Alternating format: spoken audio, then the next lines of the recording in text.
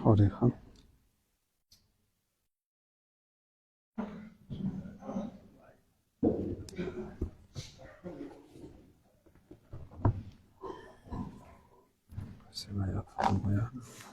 آيات نمبر 47 آيات فتوى آيات نمبر 47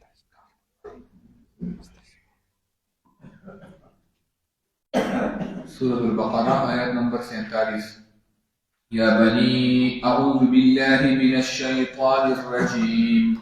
بسم الله الرحمن الرحيم يا بني إسرائيل اذكروا نعمتي التي أنعمت عليكم وأني فضلتكم على العالمين واتقوا يوما لا تجزي نفس عن نفس شيئا ولا يقبل منها شفاعة ولا يؤخذ منها عدل ولا هم ينصرون صدق الله العظيم.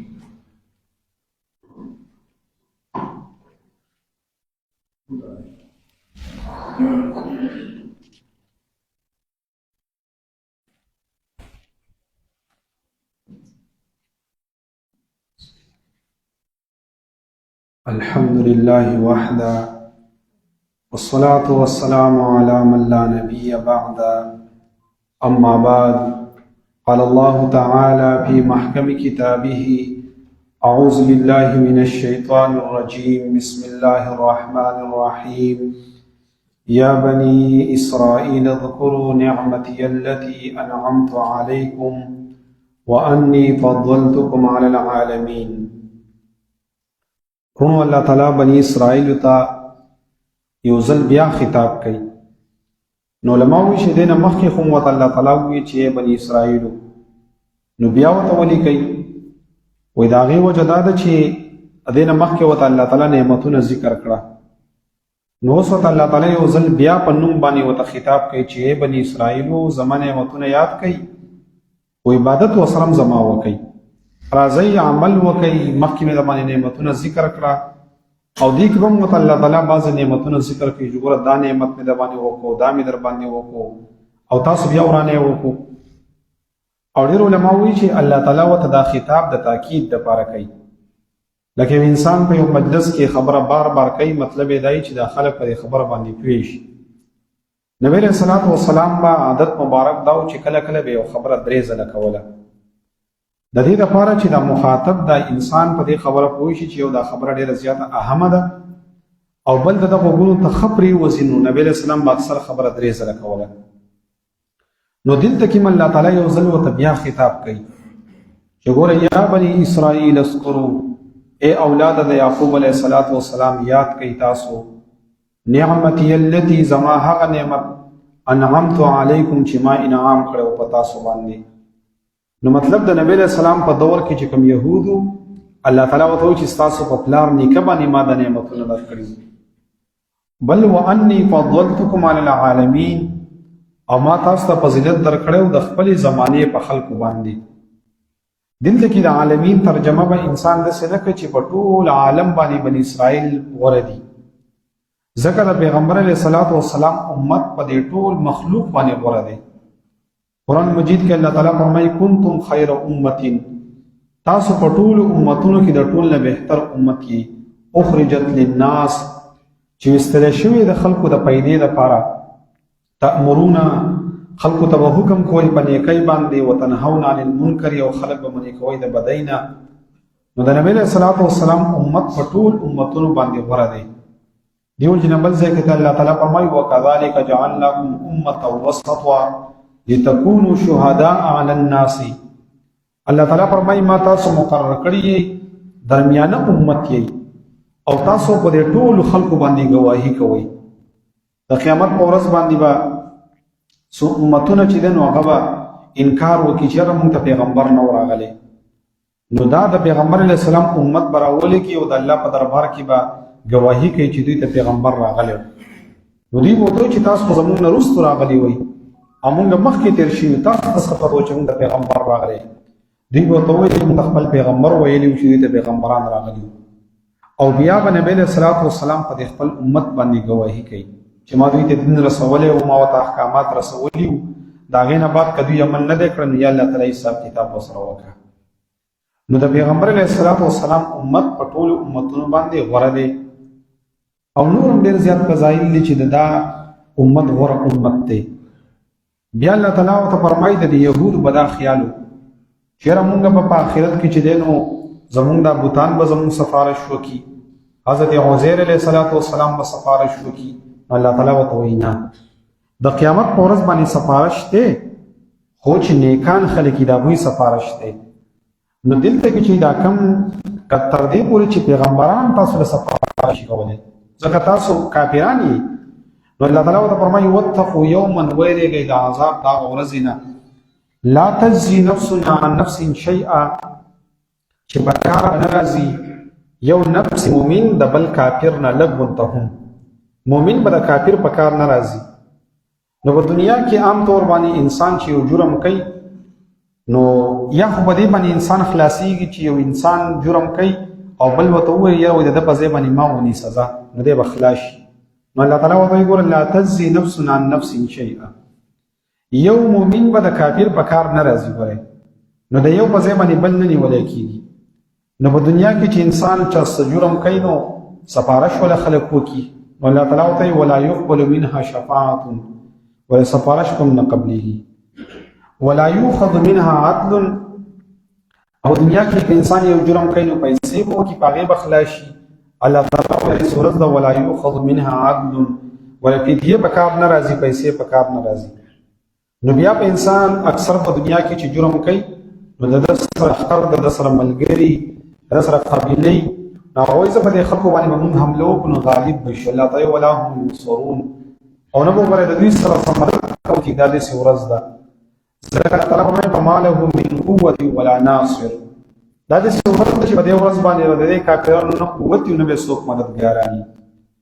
نو دلته کې الله تعالی د یهودو د یو خبرې رد وکړو چې دوی وي زموږ د ابوبکر د قیامت په ورځ باندې سفارش کوي یا دوی به وي د عزیر علیه السلام به زموږ سفارش کوي.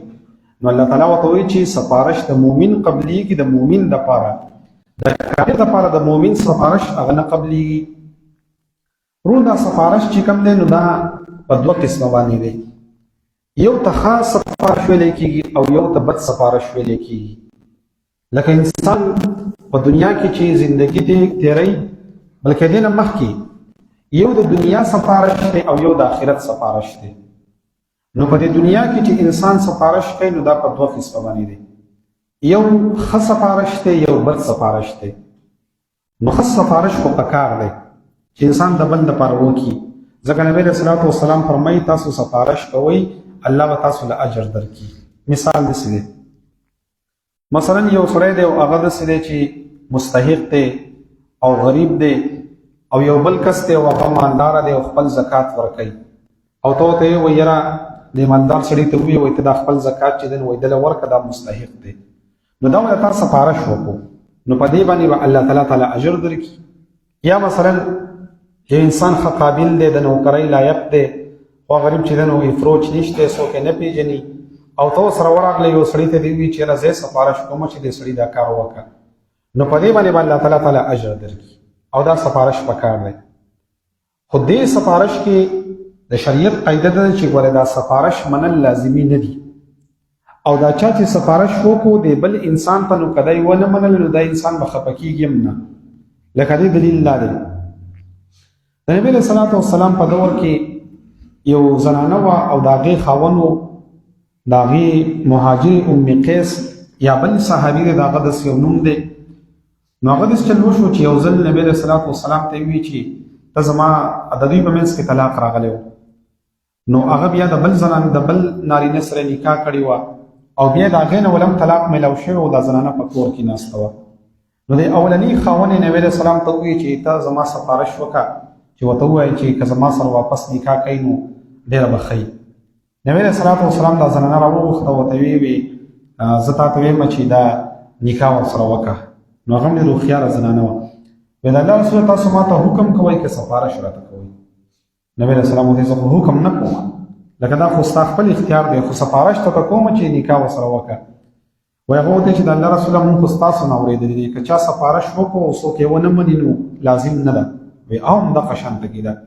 بس د الله رسول تاسو په دې زمانه خپنه شي خدا سفارش زنه شم منه زه د سره نکاح نشم کولی نو سم ته ډیر ښه نو دې دا خبر معلومیږي چې چا ته سفارش وکړو نو دا سفارش منل لازمي نه دي او که سفارش قبول نشو د انسان به خپکیږي نه چې ګور ما وته دومره وی او دا خبره ونه ټیک شو د شریعت مسله د قشان ته کېده نو یو ښه سفارش دی او یو بد سفارش دی نو د بد سفارش په اړه کې پیغمبر علیه الصلاۃ والسلام فرمایي چې من حالت شفاعته دون حد من حدود الله فقد ضاد الله في ملكه چا چې د الله په حدونو کې سفارش وکړو بد سفارش یې چاته وکړو نو د الله تعالی په بادشاہي کې د الله سره مخالفت وکړو دا مطلب دا چې انسان جرم کوي مزه په دې دور کې د سیم چې انسان دی هغه ډاکه کوي قتل کوي او هغه تانه ته بوتلو او ستان ته کې تعلق رسي او ته وی چې بای دا کسره پرې دې کار سره کوي با نو په جرم کې د وسره سفارش وکړو نو د الله رسول فرمایي فقد ضاد الله في ملكه د الله په بادشاہي کې د الله سره مخالفت وکړو او بل ومن اعان على خصومه لا يعلم احق او باطل وهو بسخط الله حتى ينزع او چا چې په یو معاملې کې د چا سره ملګرتیا وکړه د ته پته نه لګي چې دا په حق دی که په باطل دی خو هیڅ سره ولاړ دی نو الله تعالی فرمایي وې دا زما په غصه کې دی الله به دې انسان ته غصه حتی ينزع تر دې پورې چې دا باطل مقدمه پریدي نو د دې نه دا خبر معلومیږي چې په دروغ کې په یو انسان چې په یو معاملې کې په دروغ باندې دی په باطل باندې د سفارش بنه کې او پیغمبر اسلام فرمایي ومن مشى عن قوم يرى انه شاهد وليس بشاهد فهو كشاهد الزور یو انسان د چا سره روان دی او گواهی ورکوي او دې اصل کې به مقنو خو دې گواهی ورکوي ونبي اسلام فرمایي چې دا د دروغ گواهی ده او الله تعالی به د انسان رانیسي ومن تحلم كاذبا كلف ان يعقد بين طرفي شعيره او چا چې په دروغ باندې قسم وخورو وی الله تعالی به د قیامت په ورځ باندې دا وربش ورکی او چې د وربش دا یو طرف او دا بل طرف دی بل سره میلاو کا نو وربش یو طرف ته دی بل طرف ته دا څنګه دی بل سره سي میلاوي علماء د دې مطلب دی چې الله تعالی به د یو قسم عذاب ورکړي چې شابه دا بوس کې نو دا و چې دا خو نه کیږي نو الله تعالی و چې نه کیږي سو راکی دی جهنم ته واچو دا بول الله تعالی عذاب ورکړي نو یو په حدیث کې دا راغلا چې چا په باطل کې د چا سفارش وکړو نو د الله په بادشاہي کې د الله مخالفت وکړو دریم حضرت عبد الله بن عباس رضی الله عنه فرمایي د الله رسول فرمایل چې من اعان ظالما بباطل يدحض به حقا برئ من ذمه الله وذمه رسوله چا چې د یو ظالم سره ملګرتیا وکړه او د ظالم سفارش یې وکړو او د خپته و چې د په ظلم باندې دی وې د الله او د رسول د زمینه استګي بری دی د الله او د رسول د زمینه بری دی چې د په باطل باندې د خلکو سره ملګرتیا کوي او دا سفارش کوي حضرت امیر معاویه رضی الله تعالی عنہ یو ځل عائشه صدیقه رضی الله تعالی عنها ته خط ولیکو چې انکتبی لی کتابا توصینی فیه چې ماته یو خط راولېږه پای کې ماته وصیت وکړه ځکه د مؤمنانو مور ده نو ماته وصیت وکړه خو لا تکثری علی ډېر اوږد او نصیحت راته مه کوه لږ الفاظو کې راته نصیحت وکړه وایي فکتبت عائشه الی معاویه نو عائشه رضی الله تعالی عنها حضرت معاویه رضی الله تعالی عنها ته خط ولیکو وی سلام علیک پتا مې د الله سلام اما بعد درست د سلام نه خبر واوره وی فإني سمعت رسول الله صلی الله علیه وسلم یقول ما د الله د رسول نه اوریدلی چې فرمایل به ملل تمس رضا الله بسخط الناس كفى الله مؤونة الناس څوک چې د حق ملګرتیا کوي او د حق سفارش کوي او خلک خپکیږي نو الله تعالی به د خلکو نه نیاز کوي الله تعالی به د خلکو پروا نه کوي چې زه د سره ملګری من خلک پیدا وا هو من تمس الناس بسخط الله وکله الله الى الناس والسلام علیکم او کچا الله تعالی خپکو د مخلوق لحاظ وساتو او چې دا مخلوق نه رضا شي ک الله خپکیږي دي و الله تعالی به د خلکو دا والي کې چې زما ذمہ ده نه اوچته شو او زته پوه شو دا خلک پوه شو او دا غینه بعد وت عائشه صدیقه والسلام علیکم والسلام علیکم بس دا وصیت یې وته نو باندې کې معاویه رضی الله عنه ته اشاره وکړه چې د خلکو پروا مه کوه سفارشونه د خلکو مه کوه چې الله د ناراضه کی کنه نو ګورې به د خلکو سفارشونه مه کوه دا خبره معلومه شو عائشہ صدیقہ رضی اللہ تعالی عنہ فرمائی چې من طلب محامد الناس بمعاصي الله عاد حامده له ضاما. ډېر عجیبه خبره ده چې که چېرته کې یو سړي د دې لپاره سفارش کوو چې دا خلک زمانه رضا شي، وی الله تعالی به ورته دا خلک الټه کړي. دا دی چې څوک غواړي چې زمانه رضا شي، الله تعالی به دغه خلک خفه کړي او بیا به دې د ده پسې به خبرې کوي. نو دې نه دا خبره معلومیږي چې ګوره په دروغ باندې په باطلو خبرو کې د خلکو دپاره سفارشونه نه دي پکار. چې انسان تا ته پته ده چې دا په دې خبره کې په دروغ باندې دی، په باطله باندې دی، نو سفارشونه نه دي پکار. نو دا خو هغه سفارش دی چې هغه د دنیا سفارش دی، نو یو ښه دی او یو بد دی، نو په یو کې اجر دی په بل کې ګناه ده. او بیا د آخرت چې کوم سفارشونه دي، نو په آخرت کې یو شفاعت کبرا ده. د نبی علیہ الصلوۃ والسلام سفارش ته چې ته شفاعت کبرا ویل کېږي. شفاعت کبرا ده چې کله دا مخلوقات د قیامت په ورځ باندې ډېر زیات تنګ شي، نو پیغمبرانو ته به خلک ووایي چې تاسو الله تعالی ته ووایي چې حساب کتاب شروع کړي. تر دې پورې چې بعضې خلک وایي چې مونږ دې اور ته واچوي، خو چې اوس د حساب کتاب شروع کړي دا خو ټینشن دی. نو اول به حضرت آدم علیه السلام له خلک راشي چې ته سفارش وکړه. آدم علیه السلام ورته یاره وایي مله د الله نه حیا راځي. وایي د هغې وجه دا ده چې ما ته ویلي چې د غنم دا دانه به نه خورې، ما خوړلې ده او د الله نه حیا راځي. وایي لاړ شئ نوح علیه السلام نه. نوح علیه السلام ته به خلک وایي چې موږ له سفارش وکړه. ابو یاره ما د خپل زوی په باره کې ویلي وو چې دی زما د خاندان سړی دی او ما سره د کښتۍ کې سور شي، نو هغه زما د خاندان نه و او ما الله ته ویلي، نو ما له حیا راځي، یاره زم نشم. وایي لاړ شئ حضرت ابراهیم علیه السلام له. ابراهیم علیه السلام به ورته یاره وایي ما یو ځل داسې توریه کړې وه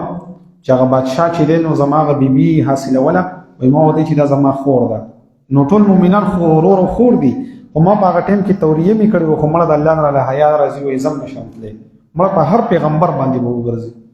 تر دې پورې ټول پیغمبران به ورته وایي چې یاره پیغمبر علیه السلام محمد رسول الله صلی الله علیه وسلم ته لاړ شي. نو چې نبی علیه السلام ته لاړ شي، پیغمبر علیه السلام به د عرش لاندې سر کېږي. نو الله تعالی به ورته وایي چې زما حبیبه ارفع رأسک، خپل سر پورته کړه، سل ته سوال کوه الله وایي زه در کوم. وی نبی علیہ السلام به وایي چې الله تعالی د دې مخلوق سره سفارش حساب کتاب شروع کړه، شفاعت به وکړي. وی الله تعالی به ورته وایي چې زه سره سفارش شروع کوم، خو څوک را مخکې کړه د حساب کتاب دپاره. وی نبی علیہ السلام ابوبکر صدیق او عمر صاحب را مخکې کړي چې دوی سره شروع کړه. وی چې الله تعالی کله ابوبکر صدیق او عمر صاحب وایي د الله غصه به ایسته سړی شي. نو دا هغه سفارش دی چې هغه سفارش کبرا دی، لوی سفارش دی. دا د نبی علیہ السلام د ټولو خلکو دپاره سفارش دی. په دې کې کافرانو ته هم پیدا میلاو شوه. کافرانو ته دا چې کوم کم حساب کتاب خو سره شروع شو، نو دا لوی شفاعت دی. او بیا شفاعت د آخرت بیا په څلور قسمه باندې دی. یو د مؤمنانو ګناهګارانو سفارش دی، پیغمبران بوله سفارش کوي. لکه هر پیغمبر به د خپل امت ته بیا سفارش کوي. و نبی علیہ السلام اول د ټولو دپاره سفارش وکړو، یو دا سفارش دی. دویم د فرشتو شفاعت دی د ګناهګارانو دپاره. فرشتې به هم سفارش کوي چې دا پلانکی انسان دی، یا الله تعالی مونږ درخواست کوو چې رحم پرې وکړه، نو د فرشتو سفارش دی. دریم د مؤمنانو په خپل منځ کې د یو بل دپاره سفارش دی. لکه احادیثو کې راغلي دي چې شهید به چې دی نو هغه سفارش کوي د اویا کسانو دپاره، عالم به چې دی نو سفارش کوي، قاري د قرآن مجید به سفارش کوي. نو دا د مؤمنانو په خپل منځ کې سفارش دی. او یو د الله تعالی سفارش دی خپل ځان ته.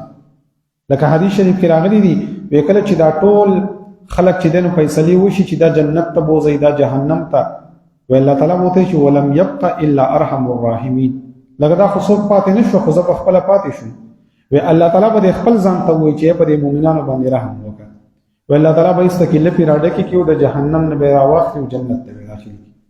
نو دا د الله تعالی سفارش دی چې الله تعالی بیا د خپل ځان نه سفارش کوي، دا یو بل سفارش دی. بیا نبی علیہ السلام چې سفارش کوي دې ته ویل کېږي شخصي سفارش. نو یو سفارش هغه دی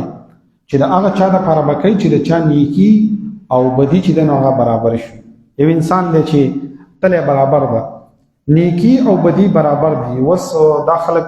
جنت ته گزار کو که جهنم ته، و نبی علیہ السلام براشي چې جنت ته داخل، و الله تعالی به ودې چې ستا سفارش مو منوزه جنت ته داخل شي. نو دا د نبی علیہ الصلوۃ والسلام سفارش ته د هغه انسان لپاره چې د چا نیکی او بدی برابر ده. یا چې کله د جنت دروازو ته خلک ورسیږي نو دا فرشتو به دروازې بندې کړي وي په دغه ټایم کې به هم نبی علیہ السلام راشي چې زه سفارش کوم چې دروازې ورته کولاو کوي. نو د جنتیان ته چې دروازې کولاویږي هم دا به د نبی علیہ السلام په سفارش باندې کولاویږي. نو دا هم سفارش دی. یا په جهنم کې د انسان موده زیاته مقرره ده، دا مې عجیبه سفارش دی. یو مجرم دی او په هغه باندې سزا ختلې ده چې مثلا 10 کاله دی 12 کاله دی، په دې کې به نبی علیہ السلام راشي چې زه دې دپاره سفارش کومه چې زه به خیر د سزا ورته 3 کاله کوي. نو نبی علیہ الصلوۃ والسلام په دغه ټایم کې سفارش کوي. خو دا پیغمبر علیہ السلام ډېر غیرتي پیغمبر دی. موږ هم په دنیا کې لږ سوچ پکار دی چې موږ یو د نبی علیہ الصلوۃ والسلام سره مینه ډېره کوو، دغه شان د پیغمبر علیہ السلام په سنتو باندې قایم شو، دغه په سنت طریقو باندې روان شو، په هغه باندې چې درود شریف ډېر زیات وایو، د هغه د طرفه چې صدقه ورکوو، دغه شان د کې قربانیان روانې دي، په هغې کې یو حصه د نبی علیہ السلام لپاره نیسو چې دا د پیغمبر علیہ السلام په نوم باندې شوځه. نو دا به هله مونږ د نبی علیہ السلام د سفارش هغه مستحق جوړېږو. نو دا یو سفارش دی چې هغه به پیغمبر علیہ السلام د سزا د کمولو سفارش کوي چې سزا دې کمه شي. بیا تقسیم د سفارش دا 4 قسمه دی. یو شفاعت بالاذن دی، هغه سفارش چې د الله تعالی په اجازت باندې کیږي. نو دا خو الله تعالی نبی علیہ السلام ته اجازت ورکړی ته سفارش کوه. دویم شفاعت قهری دی چې انسان د الله د اجازت نه بغیر سفارش وکړي، نو دا هیڅ څوک نشي کولی. مشرکان عقیده ده چې زمون بوتان به سفارش کوي، الله تعالی وایي نه الا باذنه، چې ما حکم نه کړی نشي کولی. دریم شفاعت بالوجاهه دی چې انسان د ځان سره یو مخاورز انسان بوزي، نو په قیامت کې دام نه چلیږي چې الله تعالی حکم نه کړی، نو که څوک هم مخاورز انسان دی خو الله وایي سفارش په هغه قبلیږي چې ما اجازت کړی. او بل دی شفاعت بالمحبه چې انسان د بل انسان سره محبت دی، نو تاغه د ځان سره بوز یې راوي د دې انسان د سره مینه ده، نو د به ورته ووایم چې یاره ته زما دا کار پې وکړه. نو الله تعالی وایي دا ټول سفارشونه زما په دربار کې نه چلیږي، یو سفارش چلیږي الا باذنه چې چاته ما اجازت کړی. او اجازت چاته کړی دی؟ پیغمبر علیہ السلام ته کړی دی، علماو ته کړی دی، شهداو ته کړی دی، قاریانو د قرآن ته کړی دی چې تاسو سفارش کوئ. نو دلته کې چې الله تعالی فرمایي چې ګوره چې ولا يقبل منها شفاعة، نه به قبلیږي د دوی نه سفارش. نو دې نه هغه سفارش مطلب دی چې د کافر انسان به د کافر په کار نه راځي، نور مومن انسان به د مومن په کار راځي، پیغمبر علیہ السلام به د خلکو په کار راځي، یو پیغمبر به د امت په حق کې په کار راځي لکه ما راته ووي. نو که کوم ځای کې دا راغله چې سفارش نه قبلیږي، نو د هغې مطلب دا دی چې د کافر په حق کې نه قبلیږي، د مومن په حق کې قبلیږي. دیو جن اکثر زمون واعظان یا زمون هغه خلک چې هغه بیانونه کوي، نو اکثر د کافرانو آیاتونه راخلي په مؤمنانو باندې پیټ کوي. نو دا یو غلطه خبره ده، ځکه چې لکه وایي ګوره هېڅوک به د چا په کار نه راځي، او دا داسې ورځ ده چې ګوره یو کس به د بل نه تښتي، دا د کافرانو په باره کې. مؤمنان چې کوم دي، مؤمن به د مؤمن په کار راځي، د مؤمن به پیغمبر په کار راځي، د مؤمن به د قرآن په کار راځي. دا حدیث کې راغلی چې قرآن به سفارش کوي، دا په حدیث کې راغلی چې رمضان به سفارش کوي. د دې وجې نه یو ځل حضرت علی رضی الله تعالی عنہ جومات ته رادننه شو، یو سړي په جومات کې بیان کوو خو د قرآن خبرې پکې کولې. حضرت علی صاحب ورته وایي تا ته د ناسخ او د منسوخ علم شته؟ ته په شان نزول پوهېږي؟ نه هغه ورته زه خو په دې نه پوهېږم. حضرت علی صاحب غوسه شو، وایي یا به دا سړی په دې جومات کې یا به زه یم، دا وباسئ، ځکه چې په دین باندې نه پوهېږي او د قرآن آیاتونه ته پټ کې، په دې کې د انسان خوېږي، ایسته د انسان پکې عقیده خراب شي. نو اوس یو زموږ تبلیغ والا ملګري دي، نو هغه بس ساده ساده خبرې کوي او شپږ نمبرې دي پای کې دننه لګیایي، نو خیر دی. یو خو زموږ تبلیغ والا خو خیر دی، دا خبره خو مې ده کړې وه که نه؟ اما تاسو ته ویلي وو که نه چې یو سړي چې دی نو وایي بیان کوو په منبر باندې، ویلي جاله لکه دا چا پټکی نه وي والي، نو دا داسې دی او دا داسې دی، وایي د ستنې ښار یو کس ناست و هغه په کول پسر و، نو هغسې داسې دی باندې خوښ شو چې دا مولوي صاحب وایي چې ډېر کار لګیا دی، مولوي صاحب باندې ته کې روب راغی، وایي هغه وایي چې دا په کول هم د پټکي په حکم کې دی. دا پکې صحیح دی. نو زه یم چې لکه یو داسې خلک دي چې هغوی یو خو زموږ کلیګي ملګري خو خیر دی او خو ساده ساده خبرې کوي. الله پیدا کړی دی، الله تعالی اسمان پیدا کړی دی، اسمان پیدا کړی، دا ښکلې خبرې دي، دا مزیدارې دي. قرآن بیانوي اصحاب ځکه وي ډېر خلک داسې وایي ګوره وایي حضرت علي صاحب تبلیغیان د جومات نه ویستي وایي ګوره وایي هغې ونه وي چې دا وشړی نو هغې هغه ویلي وو چې هغوی قرآن بیانوو نه پوهېده پرې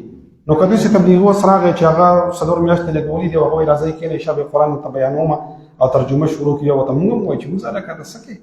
الله بنده ته چې د شپږ نمبرې بیانوه ته داسې ساده خبرې کوه واقعات بیانوه نو دغه خیر دی او زمونږ عجیبه خبره دا ده چې موږ کله په دې طالبۍ کې ونو په پرچه کې چې به کله راغلل په دې مسله کې د چا اختلاف دی نو چې موږ ته بل نه ویاد موږ یې په دې کې د امام شافعي او د امام ابو حنیفه رحمه الله اختلاف دی اوس پټې سترګې په امام شافعي باندې وربیشته او زموږ تبلیغ والا ملګري اکثر ټولې خبرې په موسی علیه السلام باندې وایي بیا موسی علیه السلام دلته خیر دی نو لکه دا خو داسې خبره ده چې موږ ټول محتاج یو او موږ او اکثره چې دی نو په هغې کې سادهګان خلک یو خو زموږ امیر صاحب دی خو پوهه دی لکه یو خو زموږ امیر صاحب خو پوهه دی خو لکه یو اکثر سادهګان خلک پکې دغی نو خیر ده که داسې یو خبره وکړي نو خیر دی په هغې به ورسره مونږ انخلو نه چې لکه دا تاسو چل وکړو دا هم څنګه خبره وکړه خیر دی هسې د وعظ دپاره د دعوت دپاره که انسان داسې یو واقع ذکر کړي نو خیر دی نیول پکې نه دي پکار نو سپارش باندې پوه شوئ که نه د سپارش خبرو نو هغه هم پکې ذکر کړه خدای مو بخښه یا بني اسرائیل اذکروا ای اولاده د یعقوب علیه السلام یاد کئ تاسو نعمتي التي زما هغه نعمت انعمت علیکم چې ما انعام کړی په تاسو وانی فضلتکم او ما فضیلت در کړی تاسو ته علی العالمین د خپلې زمانې په خلکو باندې واتقوا او ویریږئ یوما د سزا د هغې ورځې نه لا تجزي نفس چې په کار به نه راځي یو مؤمن عن نفس د کافر نه شیئا لږ غونته ولا يقبل منها او قبول به نه کړلی شي د دې کافر نه شفاعت سپارش ولا يؤخذ منها او به نه غستلی شي د دوی نه عدل پیسې ولا هم ینصرون او نه به د دوی مدد وکړلی شي الحمد لله رب العالمين والعاقبة للمتقين الصلاة والسلام على رسوله محمد وعلى آله وأصحابه أجمعين ربنا لا تزغ قلوبنا بعد إذ هديتنا وهب لنا من لدنك رحمة إنك أنت الوهاب اللهم لا تقتلنا بغضبك ولا تهلكنا بعذابك وعافنا قبل ذلك برحمتك يا أرحم الراحمين